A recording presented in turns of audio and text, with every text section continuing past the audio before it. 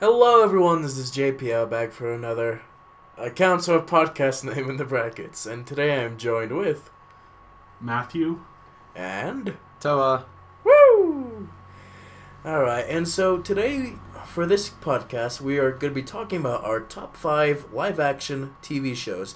This includes any web series, like online computers, like whatever that is. Sure. Who wants to start? Oh, wait. So before we start, we should probably talk about how these things usually go. So, we do our number 5s, each of us, and then we go down the list to number 4, 3, 2, 1. We don't know how to do math. And then we will have honorable mentions at the end. And so let's start with number 5. Me? Okay. Okay, so my number 5 is House. Or Dr. House, however you want to call it, but House. I really like this show. I would watch this with my mom and sister as a kid. You know, it's a show about this smart doctor guy called Greg, or House.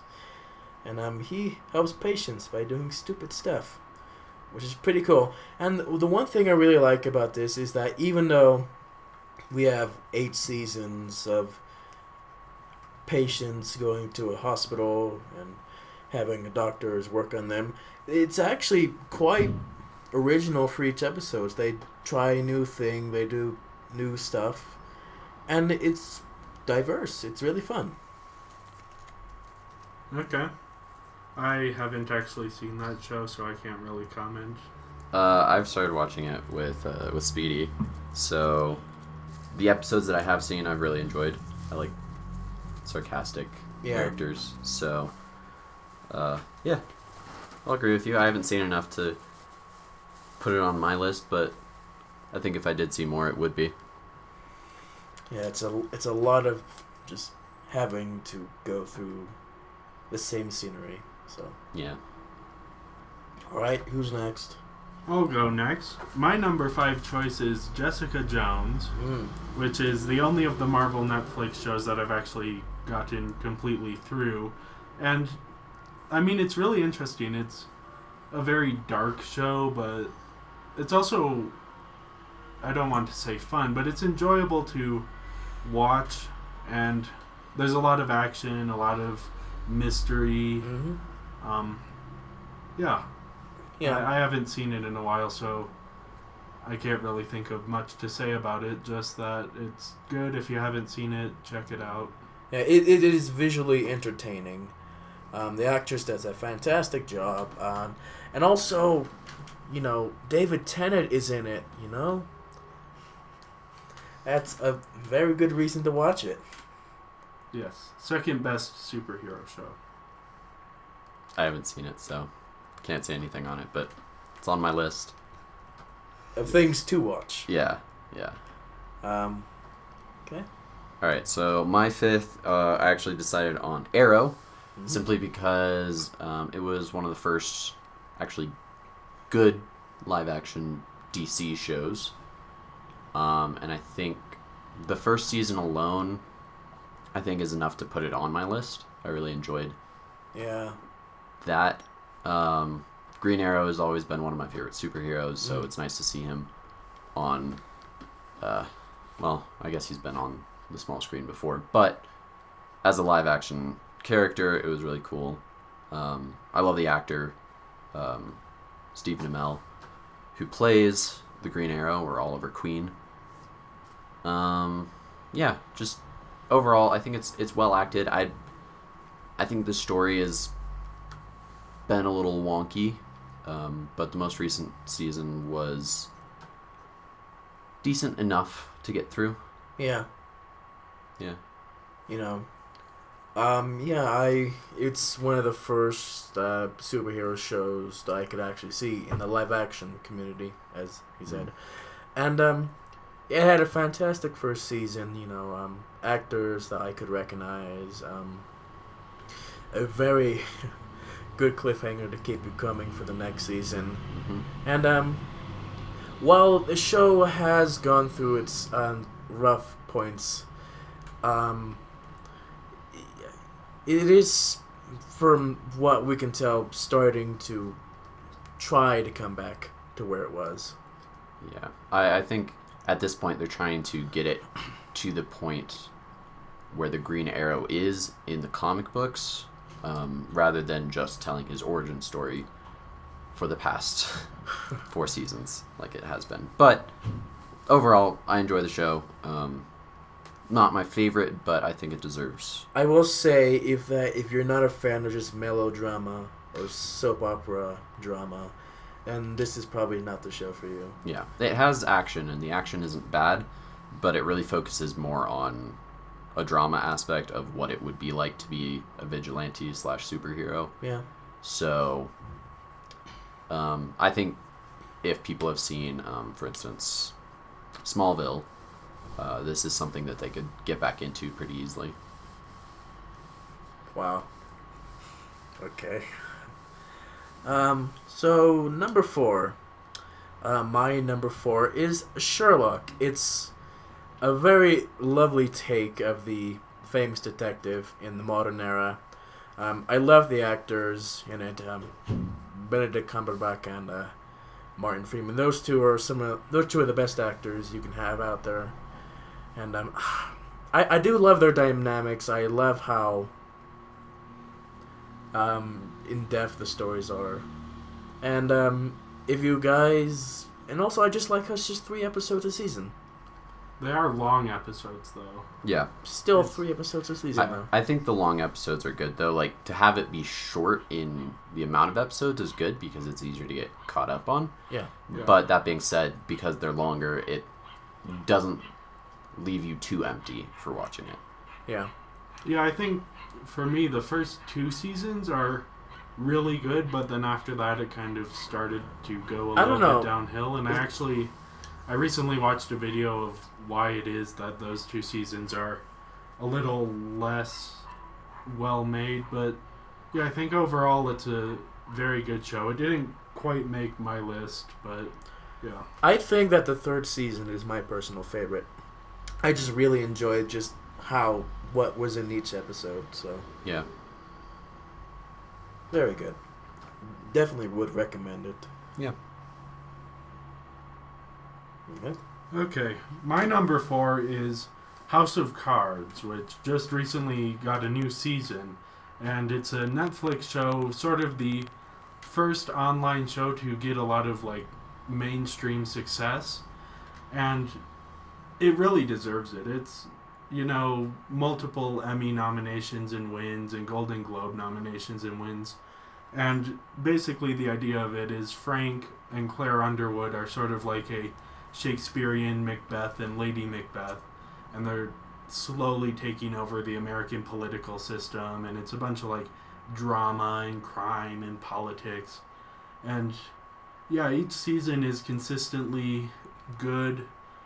There's a lot of shocking moments, and it's really fun to watch as these characters puzzle out what their next moves are going to be and how to manipulate everyone.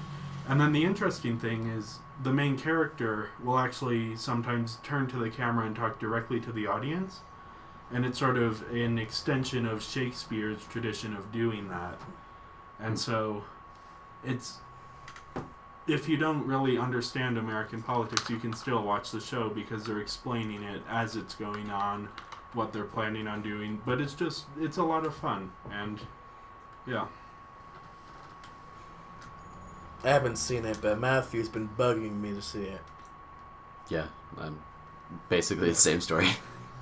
It's really good. If you have the time, and it is a little more difficult to watch with the recent politics, and I think they should have maybe delayed the series for a year, because this most recent season has been getting a lot of negative reviews just for the timing of it. But I do think if you're willing to watch it, it's definitely very rewarding. Alright. Alright, so my number 4 is Stranger Things. I just shifted my list around because I was reminded about something. But Stranger Things made its debut on Netflix. Really good show that takes place in the 80s. Kind of a not really a horror, but I guess suspenseful thriller. Yeah, I don't know.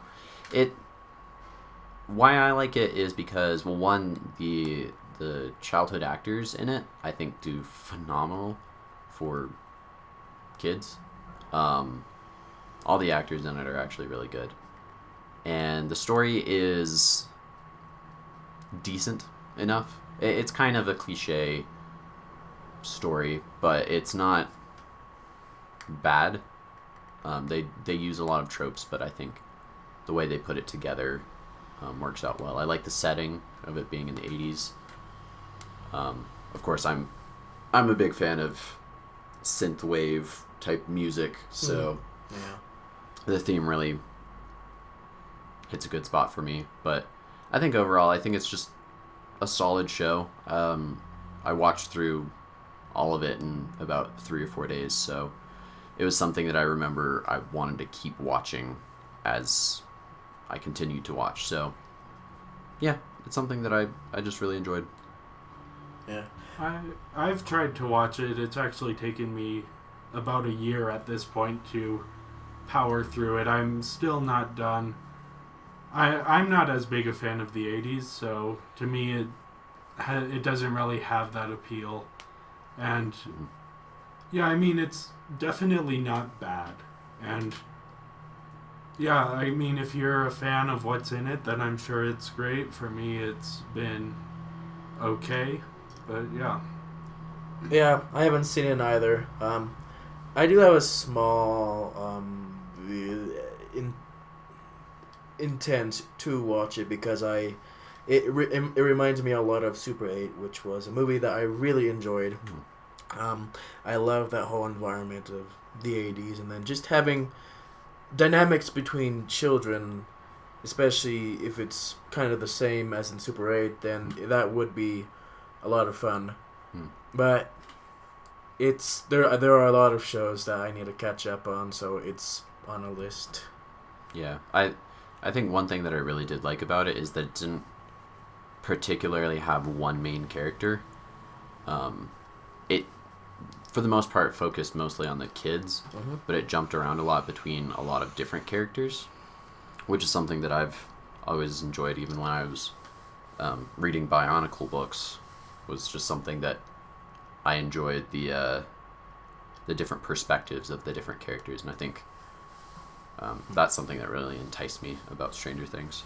And also, it's worth mentioning that it's 8 episodes long, which seems to be the sweet spot for Netflix shows, because it's short enough that you can binge it, yet long enough that it's sort of different than a movie.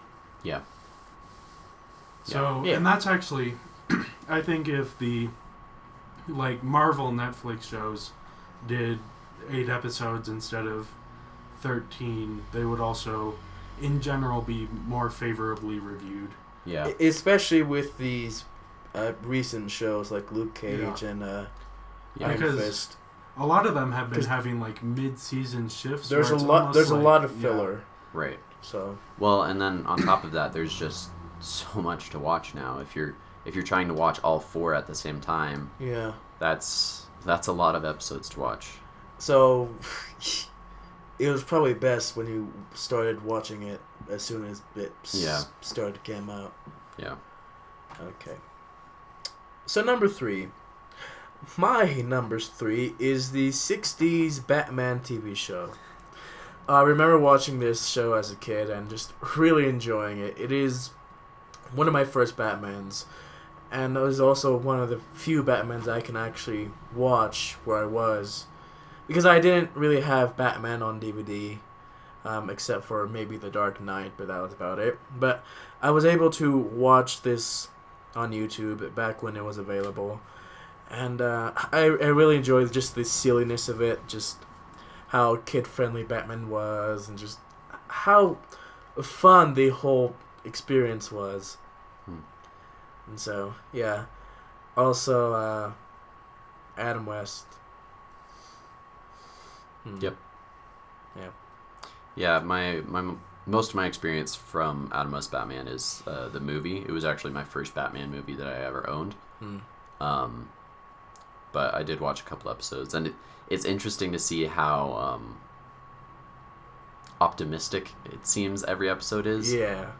Which is very highly contrast to the comics, or especially the more recent Batman movies. But yeah, it was something that it's really nostalgic for me too, looking back at it. And how every episode there's just like a... How would you call it? When you want someone to do public services or to teach someone how... Public service announcement? Kind of. It was... Every episode there would always be something like that, where Robin's like, man, I don't like doing my geometry. And then Batman says oh, geometry is the youth of all nations. And then Robin's like, oh, gee, you're right, Batman. Stuff like that. Yeah. Tried to teach people. I haven't seen any of the show, Drink but I do know Batman is often seen as this very dark character, so it's kind of fun. Like, I'll bring up the Lego Batman movie just to watch those parodies and see how the character can work as well in a more comedic genre, and just have fun with it. The Dark Knight is not a movie that you watch to have fun, and I don't know. Not in the same way, at least. Yeah. Yeah. All right. Okay, my number 3 is Firefly. Oh, of course. Yeah. I didn't put that on the list. Apparently everyone else forgot about that one. But it is a TV show, one of the most brilliant TV shows ever made. It is hilarious and yet also mature enough to have these life lessons and discussions of themes. And yet it only got one season because it was released out of order, which was kind of confusing. And even though it's more episodic, there is a little bit of a progression of the story. And I mean, the heart of the series is just these characters as they interact, and it's directed by Joss Whedon, who probably most famously directed the Avengers, and he's very good at those relationships and people butting heads and the banter that goes on and all of these things. And meanwhile, there are outside conflicts, so they're dealing with those while also dealing with the interpersonal drama. And yeah, it's a lot of fun. It's a space western, and as you can imagine, there's action and excitement, but there's also a lot of comedy and a lot of more emotional moments that let you connect with the characters. Yeah, I've only ever seen the first 2 episodes, mostly because I've just been lazy. But from what I have seen, it's very good. It's got amazing actors in it. Really, really good actors. The story is good. I'm not super fond of westerns, so that was kind of meh for me. I do like sci-fi, but mixing it with a genre that I don't like as much kind of put me off at first, but it's something that I got used to a little bit. Overall, it's a fun show. It's got some good storytelling and some good, especially some good characterization in it. They did continue the story in a movie called Serenity. I have some thoughts on the movie. Mainly, if you enjoy the show and you don't want to ruin the show, then don't watch the movie. But it's not a bad movie, it takes the characters to certain places that you don't want it to take them. Yeah. Yeah, I did watch it, and I would agree that it's a fun show. It has a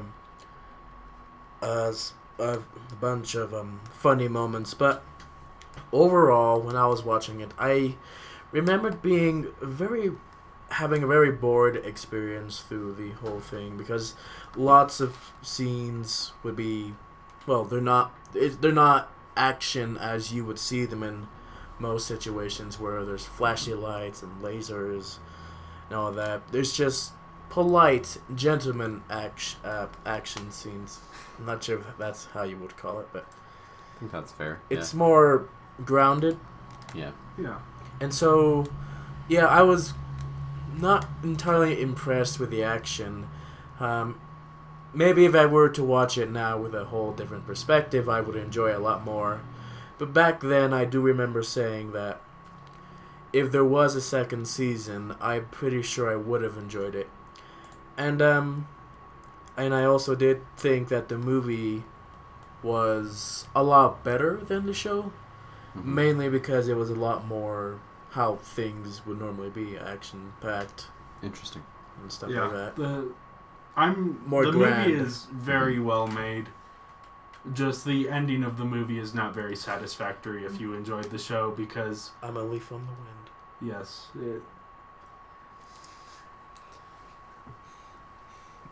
yeah. Anyway. Very, very important show. Sort of started this trend of having. It was actually there was such a fan base that grew out of it, and that's how they were able to make the movie. And so it's sort of one of the very first examples of the fans of a movie actually impacting, or fans of a show actually impacting and raising this money to then make a movie and continue the story. Yeah. And so it's sort of been the blueprint for how studios have tried to interact with their fans. Yeah. Okay. Okay, so my third is on my third is Doctor Who. Okay.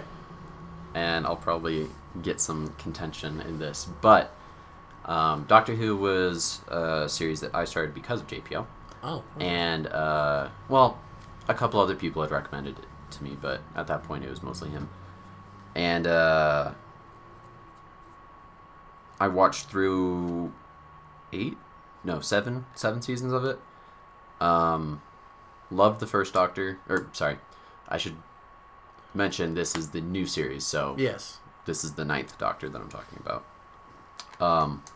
Loved Tennant, loved Smith, but then the season after that, it kind of the end of Smith as the Doctor is very intense, I would say. And there's a lot of story elements that go into the 11th Doctor that once it hit the 12th Doctor, for me, it was kind of a letdown, and it was really slow. I loved pretty much every other episode. The big thing about Doctor Who is almost every episode is pretty much filler, because there isn't really too much of a plot, as in an overarching theme where characters are trying to overcome something. It's more so an adventure. Yeah. It's more about the journey than the destination, and that's something that you have to realize when going into it. Yes, very episodic. Yeah, extremely. The characters that come in and out, there's some that are great. Like I loved Rory and Amy. Yeah. There's some that were okay. Like I would say Martha. Oh yeah. I didn't really like Rose as much either. But Oh. anyways, yeah, I think all the actors for the Doctors have been great. But otherwise, I think it's a really enjoyable show. My biggest downside is that it does take so long to get through. There's just a lot. Yeah, that's actually... I have seen a few episodes here and there, and one of the big problems for me with the show is that there's just so much, and the fan base is so intense that trying to get into it is slightly difficult. And I mean, I enjoy sci-fi, but I don't go out of my way to find it, so I haven't really... There doesn't seem to be a reason for me to actually get into it, because I already, I enjoy Star Wars and those types of things, so getting into another sci-fi fandom or any of that doesn't really appeal to me. Yeah. I would say it's an enjoyable show. And it is sometimes very distracting because every time there's a new doctor that comes into the fray, there is often a tonal shift that happens to the series. Yeah. And this is very... You can see this more often in the switch between Smith and Capaldi. Oh, okay. I don't know how things will be for this next season because this is Capaldi's last season. Oh, yeah. And so we'll see how it goes. Yeah. All right, number 2. My number 2 is a lovely old show, a very good show that's helped shaped people's lives. I don't know. And it's become more of a meme now. I don't know. Yeah, I would agree with you. At this point, it's been memified. It's a cultural... Yeah. It's past being a TV show, and now it's just like a cultural phenomena. Yeah. Anyway, so my TV show for number 2 is Lost. It's another instance where I would watch it with my mother and sister. You know, they're just watching on TV, and I just come in on the couch and be like, oh, what's this? Okay. And I really enjoy the whole concept of being, well, lost on an island all alone, where there's just all these mysterious things. We don't know what creatures there are. I enjoy the whole ride through the 6 seasons, I think. Through the 6 seasons. I know some people had their complaints at how everything's connected and how the ending went. But for me, I really enjoyed how everything was connected. It was a nice thing to have there. It was like, oh my gosh, I want this thing to happen now, but stuff like that never happened. I wasn't too bothered by the ending. It kind of made the whole series pointless, but it was still kind of a good send-off. Mm-hmm. Almost. Yeah, I mean, so I watched through most of the first season and the ending, because for whatever reason my family either stopped watching it, or at least I stopped watching it with my family at the end of the first season. But I was curious enough about the ending. I don't know if there's any other way they could have ended it at that point. It had just gone on for so long, taken so many weird turns, that I don't know if there would... I can't think of a better ending. Not saying that it's necessarily great, but it is an ending, at least. It is an ending. It is a show developed by J.J. Abrams, a very good director, while other people have some controversial opinions on him. Well, he's very good, at least as a producer, because he does a lot of production work, and for the most part, he's at least very good in that. Yeah. And Michael Giacchino, a fantastic composer, works for the show, has some of the best songs you can have there. And yeah, I would recommend it, even though I guess nothing would be very dated, because most of the time is spent on the island. Mm-hmm. There are flashback episodes, but besides that, it's all good and fun. If you were to have an ending, like a better ending, probably how season 4 would have ended. And because after season 4, that's where things got off the rails. Oh, okay. Kind of. I think. Probably. Okay. Yeah. Alright. So my number 2 is a very recent show, Legion. And I've heard about this. Yeah. so I watched the trailer and I was like, what is this? And so I decided it looked very intriguing, but I decided not to really do much research into it because I didn't really want to spoil it, and I hadn't decided if I wanted to see it. And then when the first episode came out, I was kind of excited, so I sat down to watch it. And it begins, and I'm like, wow, this is really great. And as it was going, it just kept on getting better and better and better and better. And it was just so much fun. It was everything that I had wanted it to be. And yeah, I mean, it's a completely insane. It's an X-Men show. I won't spoil too much about how it's an X-Men show, but it doesn't feel like an X-Men show. It's very much, it's like just a mishmash of every single genre ever. Like, you have horror, you have romance, you have drama, you have action, you have sci-fi, and it's just all over the place, but there's also an incredible artistry behind it. Very weird show. Oh. The acting is incredible. Like, you have, I'm blanking on his name. Dan Stevens as the main character, and I mean, he's a British actor, but he does the American accent so well, and then he also like adds in stuttering to that accent, so then it just like, it's incredible listening to him talk. And then you have man, I'm blanking on all of their names. Blonde girl. No, well, yeah, the blonde girl is very good as well, and she's typical romantic interest, but she has a cool power, and she works very well with Dan Stevens. And Aubrey Plaza. Oh, yes.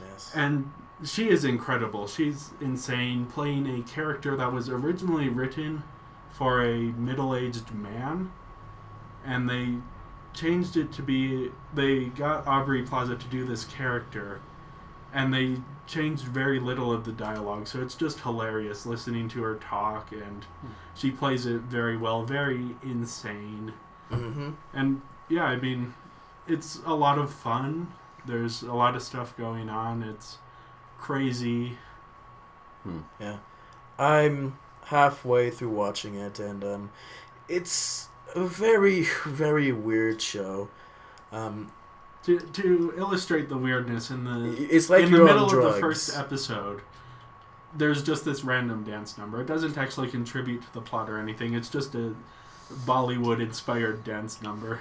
With a guy hiding in the trees. Yes, yeah. Which, yeah, there's just a lot of weird moments that don't make sense and just do not really need to be there. And yet, it adds so much to the... Like, it gives it adds so much personality. Character, yeah. But yeah, it is a very weird show. If you're a person who's all for the storyline, who's all very strict and critical, having no time for random stuff, this probably isn't the show for you. This definitely isn't the show for you. Yeah. Yeah, for the most part, I've heard mostly just good things about it. It's on my list to watch, but it's not on Netflix, so... the good thing about it is that it's only 8 episodes. Yeah. I'm showing them the guy in the tree in the background. Oh, yes. Yes. In the middle of the dance. Yeah, You know. I want more of that guy. He's the best part of the show. Okay. Okay, so my number 2, we've already talked about this, but it's Sherlock. Yeah. And the reason why it is above Doctor Who on the list mostly is just because of the brevity of it. It's just easier to binge, I think. Well, only in that it's shorter. It has a lot more plot to it. It's still fun, and it has a nice... it has a similar tone of like friendship and companionship that Doctor Who has, but Sherlock, I like characters that are sociopaths. So I liked Sherlock as a character. Benevolent Cucumber is always a good actor. Martin Freeman's also a good actor. Yeah, I have pretty much only positive things to say about the show. That being said, I've only seen, I think, up to season 2, maybe season 3. I want to say season 3. So I don't know anything beyond that. But from what I've seen, I've really enjoyed it. It obviously doesn't have the sci-fi elements that Doctor Who has, but I do like the modernization of an older tale or collection of tales. Yeah, overall very good. It really only trumps Doctor Who in its brevity, though. I think it's just easier to sit through. Yeah. Lots of fun moments, very funny. Yeah. Yeah, so a lot of good quotes. Yeah. One of the things that I do think is not necessarily a negative about Sherlock, but one of the reasons it didn't make it onto my list is that when I watched the first season, it felt like a secret that only a few people knew about. Mm-hmm. And at this point, it's exploded in popularity. So if you started out in that when it was more popular, then maybe you enjoy it more. But to me, it lost a lot of its charm when it became more of a fan servicey show. And yeah, it was because I watched it relatively quickly after it came out the first time, the first season. So it was sort of like a very closely guarded secret by its fans. And yeah, you were actually the one that introduced it to me first. So I think when I jumped on it, it was probably about the same time that most people were starting to jump onto the bandwagon. Yeah. So. But it's definitely worth watching. Yeah, I agree. It is worth watching. Everything I have to say about this, I've already said. But one thing I will say is that there's a very visible tonal shift for season 4. It doesn't feel like the other seasons, and you could argue season 3, but it does still have that whole charm to it. But for some reason, season 4 they went with a different direction. Yeah, season 4, I actually heard a very good comparison for season 4 that Batman is based off of Sherlock, but Sherlock Holmes the character, but Sherlock season 4 is based off of Batman. So it sometimes feels like Sherlock is less Sherlock and more Batman in season 4. Okay. Interesting. All right, on to number 1. Number 1. So my number 1 is Doctor Who. It's a very fun show. My first episode that I saw was The Time by the Angels and that 2-part thing, which almost every episode with a weeping angel is a definite grabbing point for the show. I just enjoyed the interactions between the Doctor and the companions and all the other characters. It helped me learn a lot more about the British humor. Yeah. And that whole region area. Also, you can learn some things about history. Oh, yeah, for sure. Yeah. And lots of adventures. It is an adventure-based series. If you were to watch the original Who, they don't have a whole plot line. It's just the whole thing. The TARDIS doesn't know what it's doing. It just goes anywhere. Yeah. And so it's very fun. You get a bunch of diverse and interesting things. Good actors, fun callbacks. And the best thing about it is that you don't need to watch the original series to watch the new one. It's kind of its own thing. Yeah, I would agree. Okay, my number 1 pick is probably the biggest TV show on television right now, and that's Game of Thrones. And I have to be honest, I haven't seen the whole show, and the reason for that is that I've actually read the books, and then I started watching the show on season 6 because I've been waiting for the book for like 3 years now, and I got tired of waiting. And this show is incredible. I mean, just from a production standpoint, the money that they put in, and you see it all on screen, and they really aren't afraid to go anywhere. They aren't afraid to spend the money to show the dragons or to do big epic battle scenes. And beyond that, there's just like the storylines are so complex, and you have these characters and how do they interact, and it gets super complicated, and yet you're always engaged in it, and it never really gets confusing. And there's so much going on. It's very exciting, very fantasy, violence and action and that kind of stuff, reminiscent of Lord of the Rings. And it's actually, I would say, sometimes even grander than Lord of the Rings, despite being on TV. And yeah, it's sort of, since 2010, TV has taken a very big shift, and now it's in competition with movies for people's time. And Game of Thrones is one of the biggest reasons why, because it's shown that TV can also be cinematic.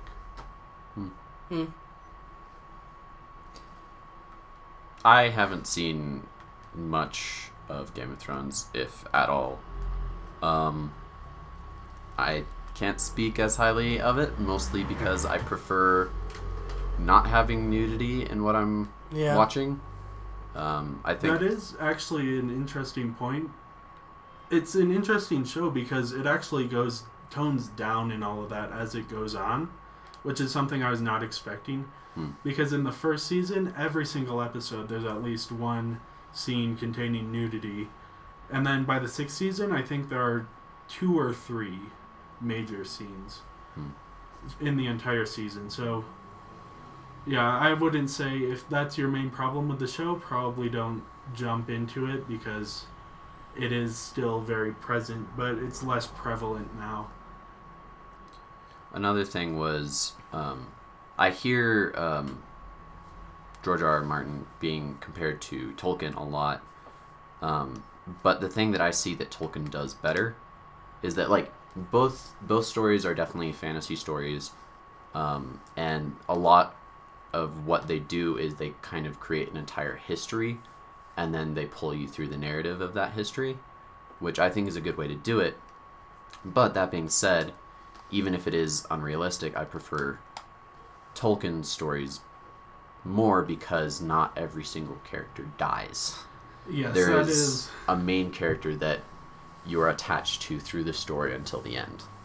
Yeah, if you're a big fan of heroism and villainy and sort of that more black, I hate to say black and white, but that's kind of what it is, that kind of story, then Game of Thrones is definitely not for you. There's no bad guy.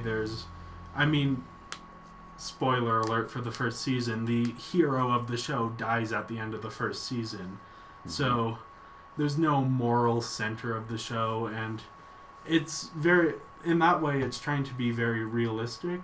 And so that's sort of the thing that will decide whether you enjoy this show. Do you enjoy Tolkien's black and white tale of good and evil, or do you enjoy the grays of morality and not really having any character you can look up to as the hero? Well, and I would even argue that, like, so for instance, The Hobbit, there wasn't really necessarily a good or bad guy. Obviously, there was a dragon, but who's to say he was wrong in stealing the gold? It was more so a tale of adventure. And yeah, Game of Thrones is politics and soap opera, not adventure. Yep. I'm not saying anything about this. I have not seen it, and I'm just gonna say this right now. I have no intention to see it, so I'm gonna stay quiet for this. Yep. If you're fine with the content of the show, you'll most likely enjoy it. If you're not fine, you'll definitely not enjoy it. All right.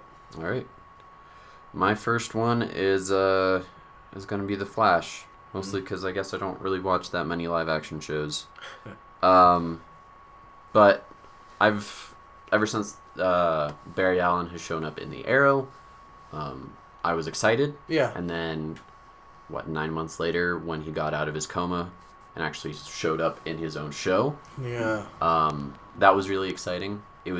It's fun to see the Flash origin story on TV for once, because I feel like that gets glossed over. He's again one of those superheroes that most people know, But we don't really know. Right, we don't know much about them. So, I'm a huge fan of aspects of sci-fi and science in general. So it's cool to see the writers mess with things like time travel, moving faster than the speed of light, different things like that. They're just really interesting. I love the synergy of Team Flash, I guess. Yeah, Team Flash. And the actors are great, especially I love Cisco. It's good to see, don't remember the actress, but Caitlin Snow, who was in Sky High, which is one of my favorite movies. Yeah. It's good to see her again. Originally, when she first started into the show, I didn't like her acting. Yeah. But I think she's gotten better. That, and I think I've adjusted to her character a little bit more. Once she got over Ronnie, that was... Yeah. Yeah. But yeah, overall, it's a very fun story. I think it does have some of the downfalls that Arrow has. And that, like, especially in the first season, it was a very imperative thing that they keep their secret identities hidden. And then they just started adding more and more people to the group of people who knew who they were, which isn't necessarily a bad thing, but I think to some degree they did that too much. I would say one of the major downfalls to Flash is that all of the major supervillains have been speedsters. But that being said, for the DC live action shows that have existed, I think it's the best. Yeah. It absolutely trumps Supergirl. Oh. It beats Arrow pretty well. Yeah. I'm not a huge fan of Legends anymore. Watched through the first season, partway through season 2, and I kind of just stopped. It just, I don't know. There were too many things that were cliche. We can just keep going. Sorry. And yeah, I don't know. It just beats all the others, including Smallville.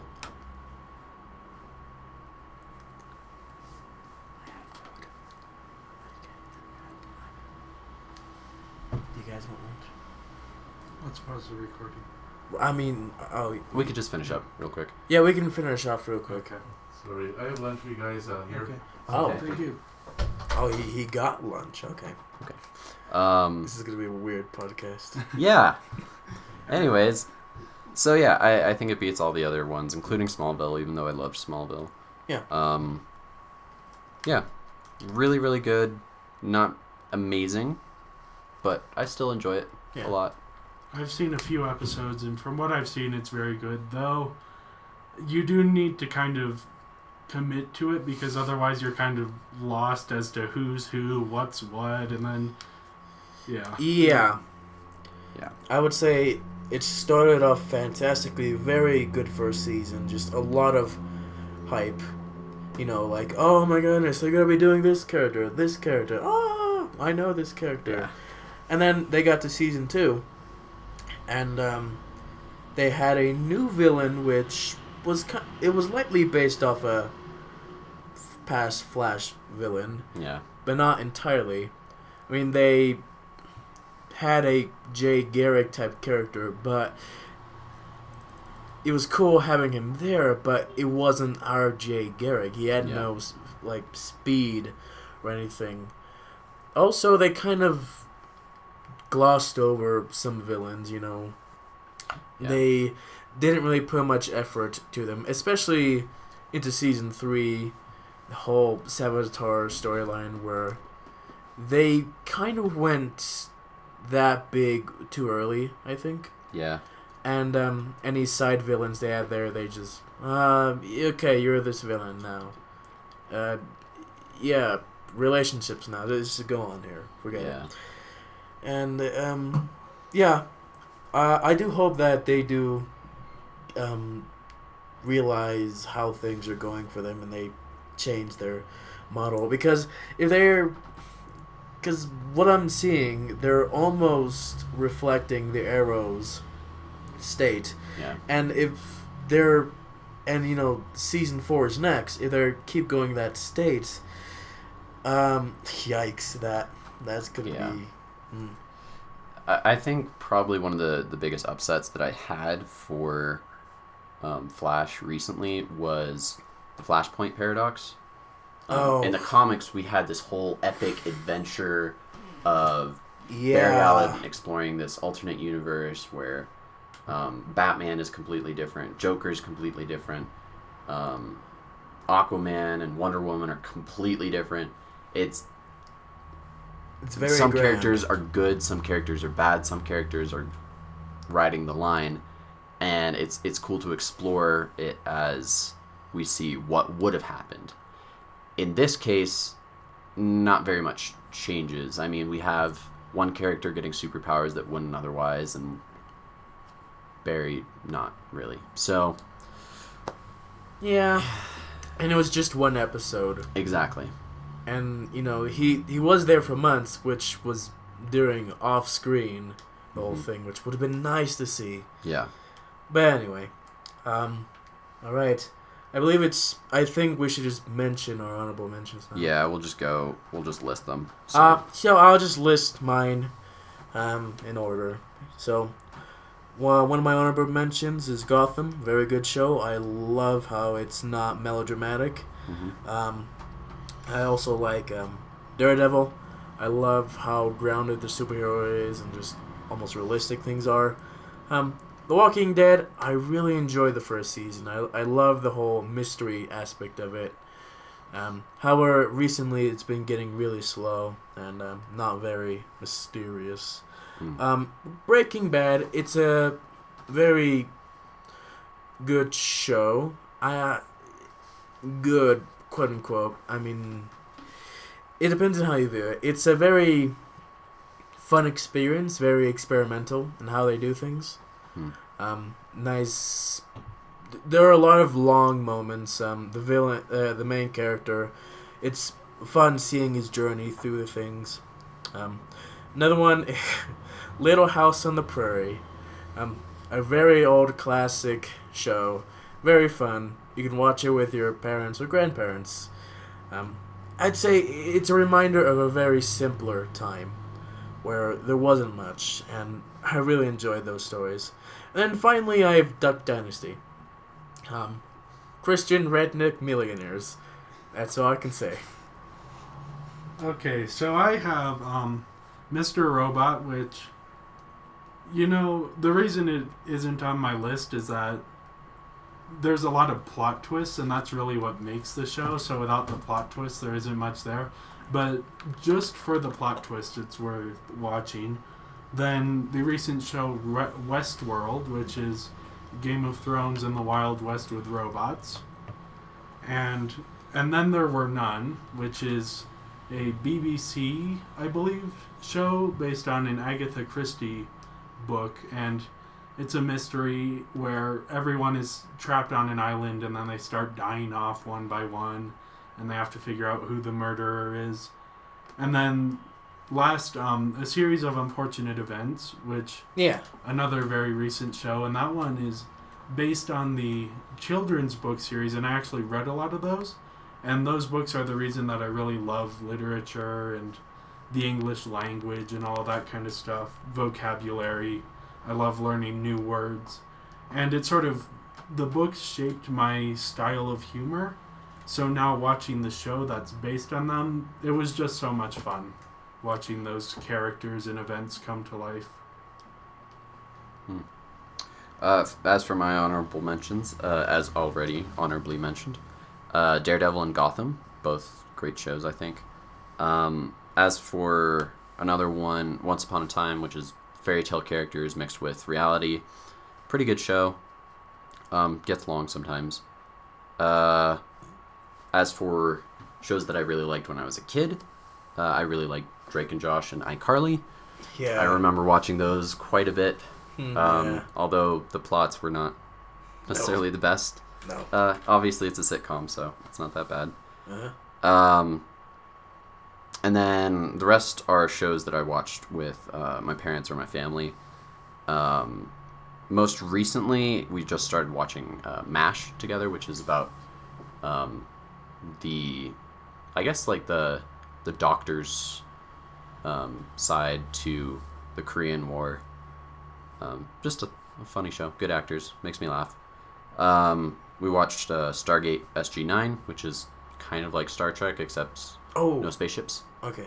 Or at least no human spaceships. All about portals that lead to other planets. Chuck, which is about a IT person at a computer store who gets basically like ninja superpowers because of the government. Just something I liked watching when I was younger. And then a couple older shows. Beverly Hillbillies, which has actually got a similar plot to Duck Dynasty now that I think about it. Huh. But and then the last one's Gilligan's Island, which is a bunch of people getting trapped on an island, and it's a sitcom too, but it's funny. So yeah. Yeah, I forgot to mention that wasn't on my list here. Star Trek, the original '60s Star Trek. I like it because they had a whole community just by how small everything was. You know, cheap sets. You know, nothing's all grand scheme. Reuse some set designs. You know, be on the same place. Simple storylines, very repetitive, but it was very fun, very campy, silly. Reminds you of a good old time, and I really wish that TV shows these days would just have all those cheap, campy sets like they did back then. I'm sure they would purposefully do that. That would make for a great show. Yeah. Especially if it's not a sitcom. Yeah. Oh, I was just thinking that A Series of Unfortunate Events has a lot of campy, over-the-top sets. But we're not talking over the top. It's more like under the top. Yeah, we have low budget. You know, stuff like that would be nice to see again. Yeah. Anyway, so I think that's all we have for our live-action TV shows. Thank you guys for watching, and we will see you all next time. Bye. Bye.